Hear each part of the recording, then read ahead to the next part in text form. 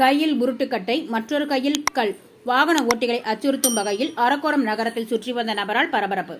ராணிப்பேட்டை மாவட்டம் அரக்கோணம் நகரத்தில் அரை ட்ரவுசர் மற்றும் டவல் பொருத்திக் கொண்ட நபர் ஒருவர் தனது கையில் உருட்டுக்கட்டை, மற்றொரு கையில் கற்களை கொண்டு சாலைகளில் உலா வந்ததால் பொதுமக்கள் மற்றும் வாகன ஓட்டிகள் அச்சமடைந்தனர்.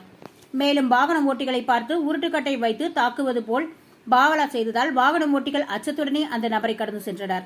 சிறிது நேரம் அங்கும் இங்கும் சாலைகளில் சுற்றித் திரிந்த அந்த நபர் ஒரு வழியாக அரக்கோணம் இரட்டைக்கண் வாராவதி அருகில் சாலையின் நடுவே கட்டை வைத்துக் கொண்டு நின்று கொண்டார். பார்ப்பவர்களுக்கு சிறிது நேரம் பொழுதுபோக்காக இருந்தாலும் ஒருபுறம் அச்சத்துடனே இருந்தனர்.